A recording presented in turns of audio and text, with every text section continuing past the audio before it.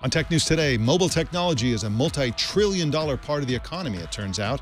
Plus, Google's Knowledge Graph gets more social, and a new class of websites offers hackers for hire. It's all coming up next on Tech News Today. This is Twit. Bandwidth for Tech News Today is provided by CacheFly at CacheFly.com.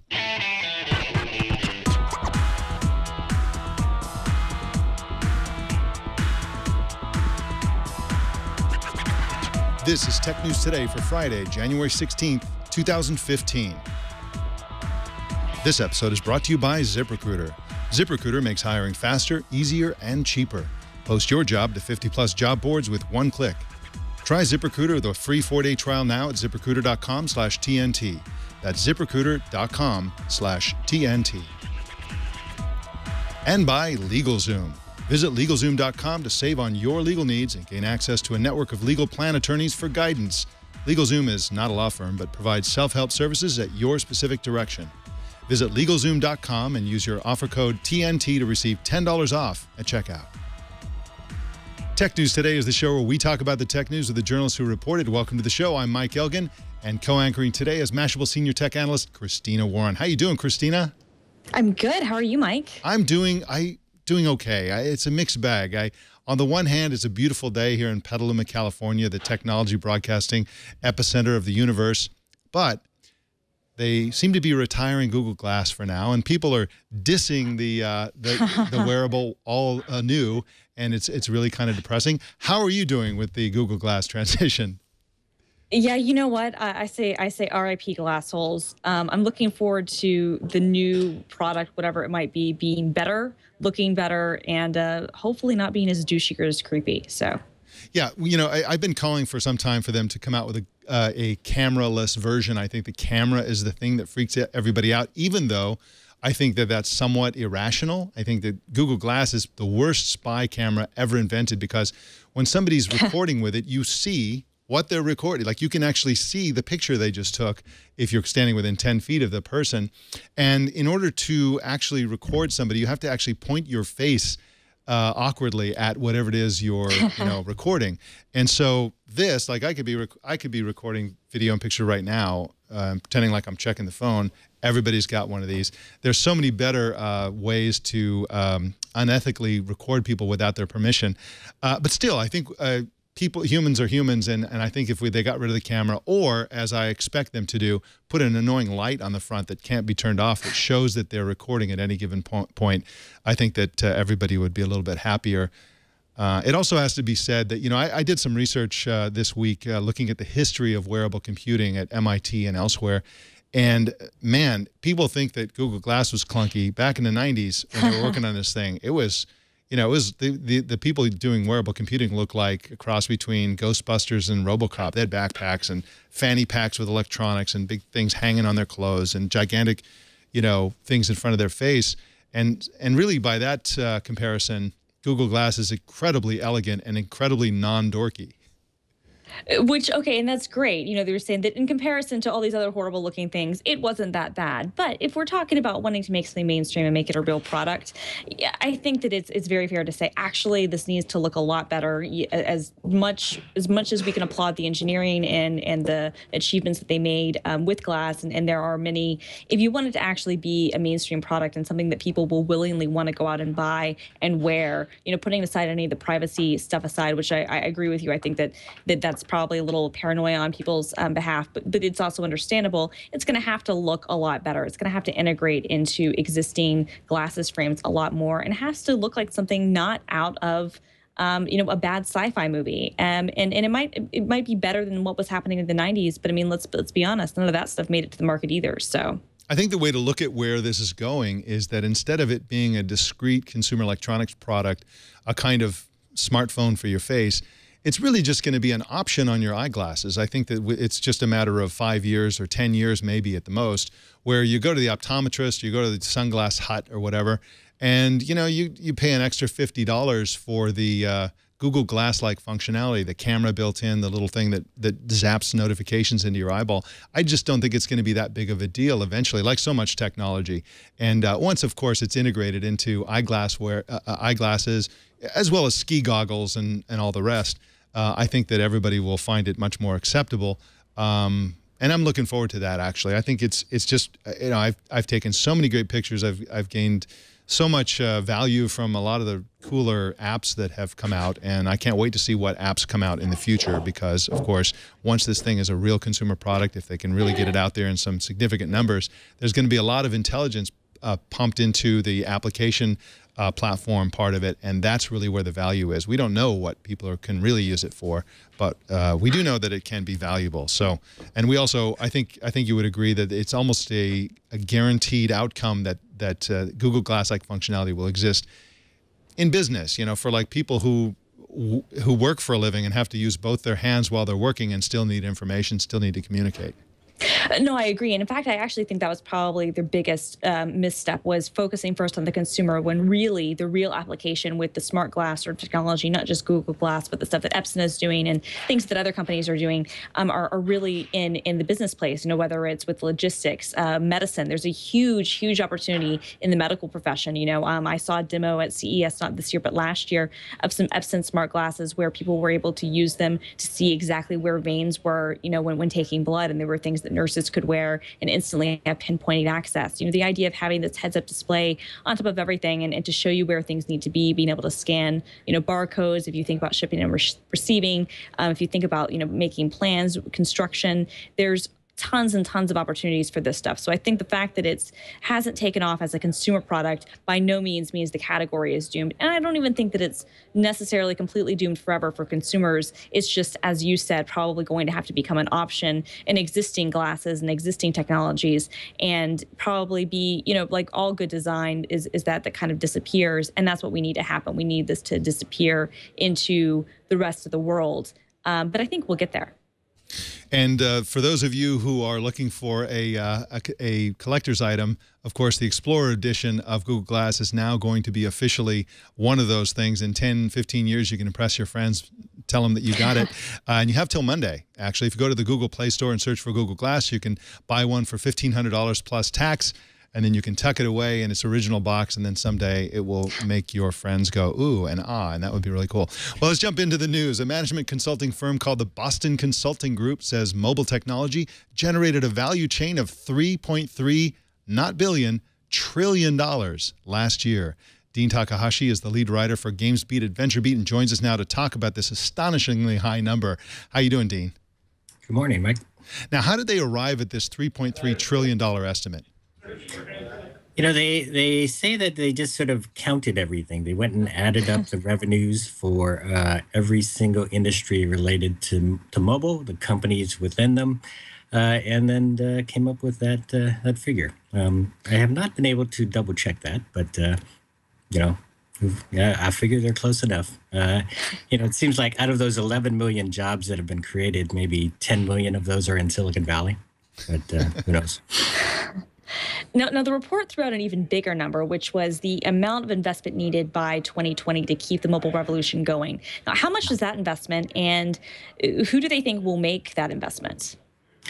Well, they're encouraging the governments around the world, the policymakers, to keep it all going. They don't want you know, problems like networks slowing down to get in the way. So another $4 trillion has to be invested by the year 2020 in order to keep the infrastructure up to par, so that we can get toward that goal of having everybody on the planet being wired or wireless with a mobile phone or on the internet. You know, we're going to have babies with little headphones plugged into their ears so that they can talk to their moms anytime they want. You know, so. Google Glass for toddlers. Can't wait. Now, this revolution is not evenly distributed, obviously. Which countries are benefiting the most from this? Well, they focus mainly on the developed countries like U.S., Germany, South Korea, Brazil, but they also did surveys, you know, in altogether 7,500 people around the world in China and India, and they found that in say those 6 countries, the contribution of mobile technology to GDP is $1.2 trillion. So that's a huge amount of money.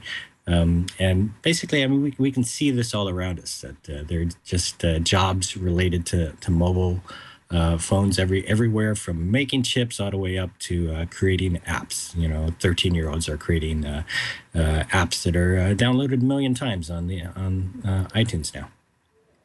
Now, the report talked about the value of mobile tech to individuals. And in the U.S., it's about 12% of income on average. And in China, it's more than 40%. What do they mean by value here? So I guess if there's a value you place on your mobile phone, they measure, just relatively speaking, what would you give up? Like, would you give up your vacation for a year, or would you give up your mobile phone? And a very large majority of people are saying they would give up their vacation instead of go without their phone for whatever it is, a year or so. So people are just placing a whole lot of value on the benefits that they get from their mobile phone.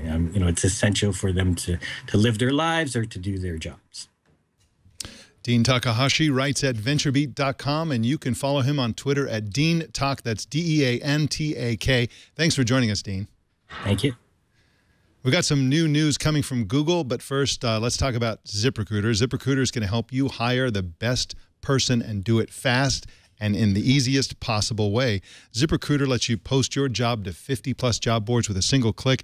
Very powerful stuff. You can post instantly to Craigslist, Monster, LinkedIn, all of the major job sites, as well as social networks like Facebook, Google+, LinkedIn, and Twitter. You can find candidates in any industry, in any city across the nation. And, of course, that's the widest possible net. All the job sites, all the social networks, all the cities nationwide. You post your job just once, and the qualified candidates roll in, and ZipRecruiter will help you sift the qualified from the unqualified so you don't waste a lot of time. ZipRecruiter has been used by more than 250,000 businesses, and they have their own resume database with over 5 million resumes, with thousands added every single day. You can try ZipRecruiter right now at zero cost. For a free 4-day trial, go to ZipRecruiter.com/TNT. That's ZipRecruiter.com/TNT. And we thank ZipRecruiter for their support of Tech News Today. Google has begun displaying in the Google Search Knowledge Graph links to social profile pages for major brands. The links go to the official social pages not only on Google's own Google+ and YouTube, but also on Facebook, Twitter, Instagram, LinkedIn, and others. Barry Schwartz is the publisher of Search Engine Roundtable, and he wrote the story for Search Engine Land. Thank you for joining us, Barry. How you doing? I'm good. Thanks for having me. Now, is this for all companies or just the big ones? So just the ones that actually show up in the knowledge graph panel on the right-hand side in the search results. It doesn't necessarily have to be small or big. They just have to warrant the, notability enough to show up in the right-hand side panel. Now, is there any way for the brands themselves to control any of this? Like, if a company is not included, can they request inclusion, or is there markup available to control which social network pages appear? So there's definitely markup. There's no way to control if your knowledge panel shows up for your brand. Typically, you want to be part of Freebase. You want to have a Wikipedia profile. Obviously, being listed in the stock market actually makes a difference. And then all that data, Google might go in and say you deserve to have a knowledge panel. But in terms of once you have that knowledge panel, you can now control. You can now control for your brand what social profiles may or may not show up using the new markup that Google provided in their developer tools. Now, Barry, you wrote a separate piece that suggests that about 1/4 of all Google search results pages show a knowledge graph answer or box. What evidence is there for this estimate? So it's interesting. So that came from a story, an in-depth article that Stephen Levy wrote published last night, where he pretty much said, I'll quote, he said, Google won't say officially what percentage of queries evoke the knowledge graph answer, but appears comfortable with a ballpark estimate of about 25%. So that's what he said. He had lots of meetings with high-end executives at Google, specifically in the organic search team, very directly involved in knowledge graph. And for him to write that in there in brackets, it must be coming somewhere from Google. So 25% is a rough estimate where Stephen Levy wrote that. But again, Google probably would not confirm it to any reporter. Now, we're kind of assuming at this point that the knowledge graph will ultimately become the basis for answers that are given by Google now and other answer engine technologies. Is that a good assumption for us to be making? Right. So there's quick answers, which some of it comes from the knowledge graph and some of it comes from the actual databases. So often Google wouldn't actually classify some of their answers. Like if you ask what the weather is, like questions like that, Google wouldn't necessarily classify that as a knowledge graph because their actual databases they actually pull from licensed partners. But when it comes to knowledge graph information, it's more of them pulling content from publishers or from open, like not structured data elements, making it structured and then going ahead and displaying it in the knowledge panel over there. So it's basically the same thing, but at the same time, it's Google will classify them differently. You can catch up with Barry Schwartz at seroundtable.com, rustybrick.com, or on Twitter at rustybrick. Thank you for joining us, Barry. Thank you. All right. A blog post on the New York Times website describes a thriving marketplace for the services of freelance hackers. One new site called Hackers List matches people who have hacking skills with customers who want somebody hacked. He gives examples from the site, such as a California woman willing to pay $500 for somebody to crack her husband's Facebook and Gmail accounts to see if he's cheating. Another user in Australia said he would pay $2,000 for someone to steal his competitor's list of clients. The fees range from $100 to about $5,000. Christina Warren, what do you think? Is this a thriving new industry? Yeah, I mean, so this has been going on for a long time. You've been able to kind of find these sorts of unlisted markets on darker, sketchier corners of the interwebs for probably forever. This is interesting, I think, in the fact that it's open publicly and that it's saying, hey, you're worried your husband's cheating on you. I will hack into his Gmail account and let you know what's going on. I think the brazenness of it is new. And I think the fact that it's being sold as a marketplace is definitely interesting. And I have to say, you know, on the one hand, it's terrible. On the other hand, it's sort of funny. And it kind of makes the, you know, send glitter to your enemies guy. You know, he's that's pretty minor in comparison to, hey, hack your competitors and get their client list. Yeah, exactly. And they give themselves plausible deniability. Their terms and conditions forbid law breaking. So whatever you do, don't break the law, but then go ahead, hire a hacker and do what you're going to do. My big question is, okay, if you're a hacker and you're partaking in this, I mean, yeah, but what trust do you have that this isn't going to be some sort of espionage opportunity or some sort of, you know, cop is doing something, or that, you know, your information and your contact info is not going to be turned over the first time somebody tries to attribute a break-in to this site. They're not just going to immediately turn over all the PayPal addresses or I guess Bitcoin wallets or whatever of everybody responsible for these hacks. I mean, I don't know as a hacker why you would want to be on an open marketplace that's this brazen. I don't know, maybe I'm naive, but or not naive, I guess, but maybe I'm cynical. But I figure maybe this is the thing that's better left to the shadows. Or maybe you're perceptive. The hackers apparently share your caution. There's something like more than 500 hacking jobs posted on Hackers List, and only 40 hackers are registered, and most of the jobs have no takers. So you got all these people who want something hacked, and the hacking community is like, yeah, no, I'm not going to do this in the light of day. They're like, yeah, you know what? Come to me through a friend of a friend. You know, it's kind of like, you know, and obviously this sort of espionage thing has been going on for a long time. If you remember the Anthony Pellicano wiretapping scandal in Hollywood, you know, there were like fixers and people, the very famous people would hire to basically tap the phone lines of their ex-wives or business associates. But those people usually don't post on a message board. They're usually not saying, hey, you know, this is a job available for you. It's like Elance, but for hackers. And that's, I got to give them credit. That's funny. That's interesting. It is funny. And we'll see if anybody gets arrested in all this. Interesting development. Well, thanks to a hastily constructed deal with Luxembourg way back in 2003, Amazon pays almost no taxes in Europe.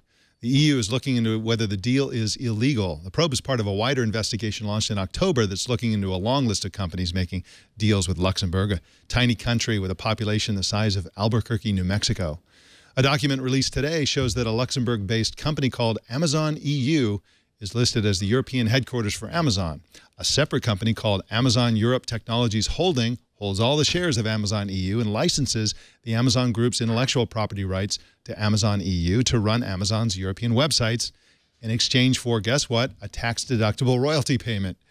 The arrangement enables Amazon to have it both ways in Europe, gaining the benefits of being a Europe-based company and also the benefits of being a foreign company. Amazon says it pays all required taxes. You know, the shell games that technology companies and other companies play, especially in Europe and the Caribbean and elsewhere, are really one of the most creative things that they do. They really are. I mean, that's kind of the amazing thing to me, is that these are actually some of the smartest things they do. And frankly, especially if you're a company like Amazon, which doesn't post a lot of profits, it's probably one of the more important parts of their business, right? Is finding ways to have these loopholes so that you can have these tax deductions and limit what you're spending on this sort of stuff. I think it's fascinating. I mean, whether it's legal or not, I mean, that's going to be up for their courts to decide.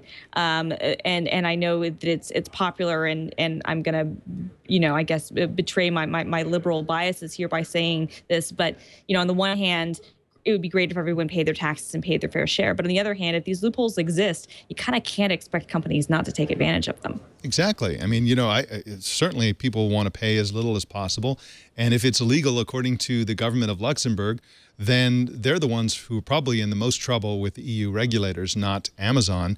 We'll see how this all pans out. And by the way, I think one of the interesting aspects of this as far as Amazon goes is they made this deal back in 2003. I guess nobody noticed for 12 years that this was going on.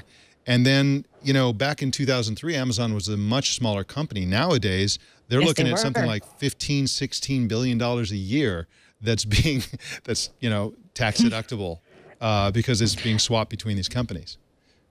No, I mean, absolutely. And it probably was one of those things that when they made the deal in 2003, you know, Amazon was just coming out of the dot-bomb kind of crisis. They were just finally starting to kind of prove themselves as not being a failure, that they were really being able to be a success and really kind of starting their European expansion. They certainly weren't the Amazon we know them as today. So you can almost see the case being made for, okay, well, we'll go ahead and we'll let this shell game happen. We'll let this happen on the sly, not thinking that actually this was become something that could potentially be responsible for a huge amount of revenue. You know, 15.8 billion was the net turnover in 2013. And so, I mean, I guess whoever made that deal for Amazon probably deserves a raise that you hopefully pay with taxes on. But yeah, and Amazon's probably crying right now because they've been getting away with it for 12 years. Amazon's time to move to Ireland like everybody else. What are you going to do? Exactly. That is one great thing about these shell games, right? There's always another country that is willing to cut a deal. Yeah, exactly. Well, Facebook announced today that it's open sourcing code used for its artificial intelligence deep learning algorithms. Deep learning uses neural networks to figure out information from huge amounts of data that can come from text, audio, video, and other inputs. The now open source code is actually in the form of modules for an open source library called Torch. Facebook's formerly proprietary modules are thought to be much faster than others currently available as open source, and it's not clear why Facebook is doing this, but the leading assumptions are that they're looking to accelerate the development of deep learning and also find talented programmers who use the modules in interesting new ways. Christina Warren, I didn't really see this coming. I mean, normally this is the kind of technology that companies consider very, very proprietary and, you know, important trade secrets. It is, but I have to say, and I have to give Facebook a lot of credit here, you know, for as much guff as they take from a lot of people, they are probably the most, I would say, as much as Google, and in some cases far more than Google even, really responsive to kind of the open source, you know, ideology of really making a lot of their core tech open source.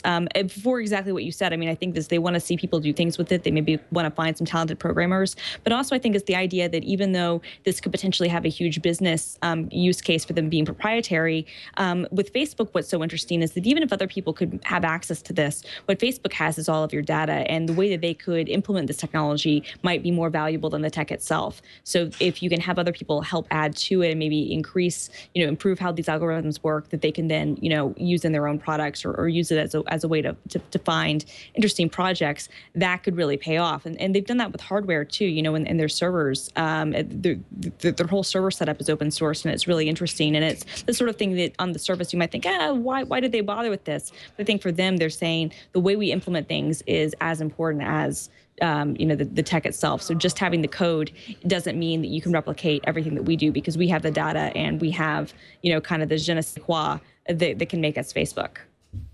First use of je ne sais quoi on Tech News Today, as far as I'm aware. Thank you for that. In just a sec, we're going to give you some feedback on the question we asked everybody yesterday, and also it just came across the wire here from Bloomberg News that YouTube is planning to offer its own halftime show during the Super Bowl with YouTube stars. So now you're going to have to choose between whatever horrible entertainment they normally have at the halftime show at the Super Bowl with YouTube's awesome, crazy stars, including Harley Morenstein, the ringleader of the food stunt group Epic Mealtime. So there's going to be some disgusting content during the Super Bowl. And so Epic Mealtime versus, so it's going to be the Puppy Bowl versus the halftime show versus YouTube stars. Exactly. Wow. And PewDiePie. I'm going to be watching the Puppy Bowl. I'm not going to lie. That's probably going to get the lion's share of attention, I'm sure. Well, let's talk about LegalZoom, because LegalZoom is a fantastic way for you to make sure that you are covered legally.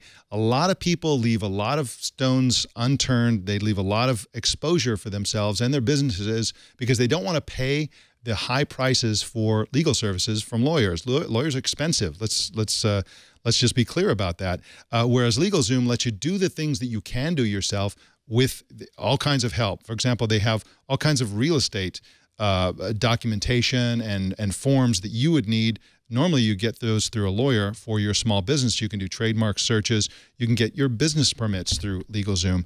If you're not running a business, you can do life planning. You can make your will or living trust. You can grant power of attorney. You can even change your name. All those types of services are available at LegalZoom at pennies on the dollar that you'd pay for a lawyer. And LegalZoom has been helping people for more than a decade, and they've helped millions of people protect themselves and save a ton of money. Don't let another year pass you by before getting your life organized, legally speaking. For legal help you can count on for your family or small business, go to LegalZoom.com. Use the offer code TNT and you'll get $10 off at checkout. Protect your family and protect your future at LegalZoom.com. And we thank LegalZoom for their support of Tech News Today. Well, yesterday I asked for input on everyone's experiences with third-party keyboards for the iPhone on iOS and got flooded with comments. But before we get to those comments, Christina Warren, I don't know if you use any of the third-party keyboards, the new ones that just came out for the current version of the iPhone. Do you have any experience with these?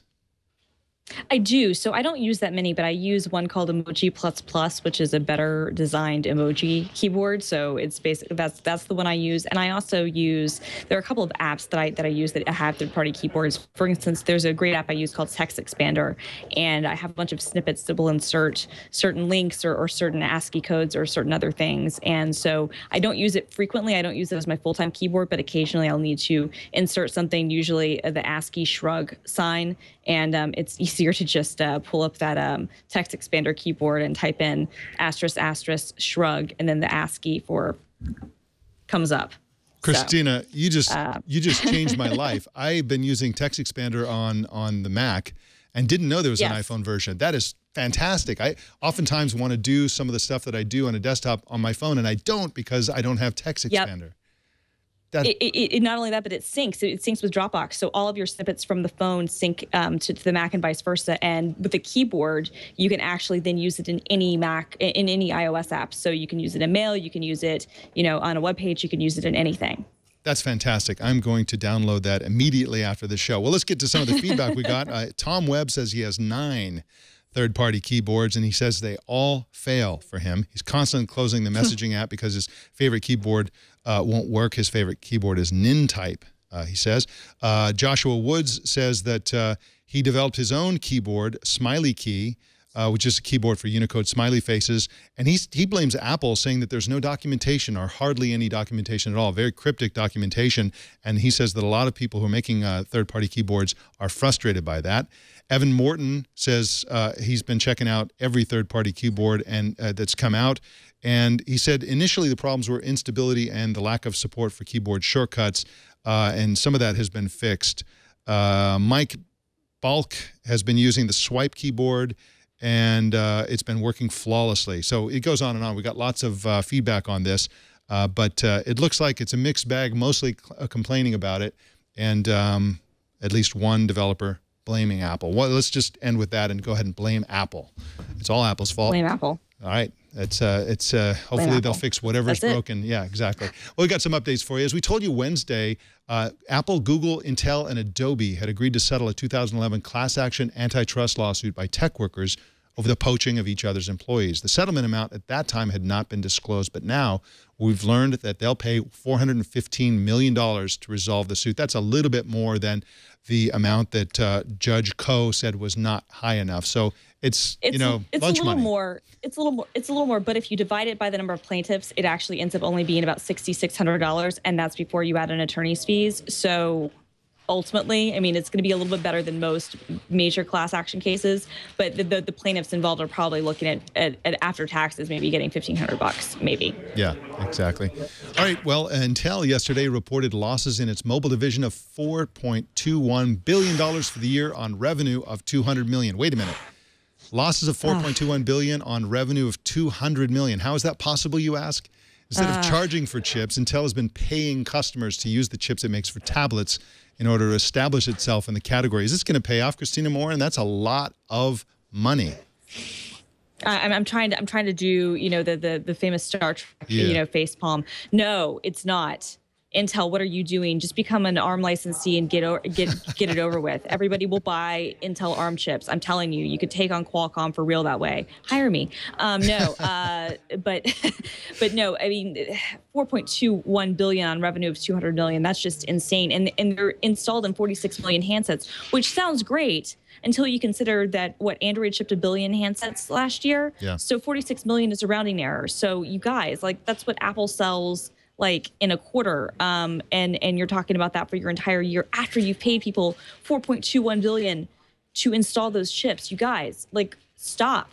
Just become an ARM licensee and be done with it. I'm saying. Hire Christina Warren. It will cost you a little bit less than $4.21 billion. That's all I'm saying. All right. Well, our TNT fan of the day is Richard Hay, who posted this photosphere on Google+. I yesterday said that the picture was a photosphere. It wasn't. I was thinking of this one. If you click on that picture, we'll sort of be immersed in the world of Richard Hay. And he works for Google somewhere. But he's got a lot of stuff in his office, and there it is. His office is amazing. I love it. Yeah, and we're in there somewhere. How do you watch or listen to TNT? Just record a video or take a picture or a photosphere of your setup and post it on Google+, Twitter, or Facebook.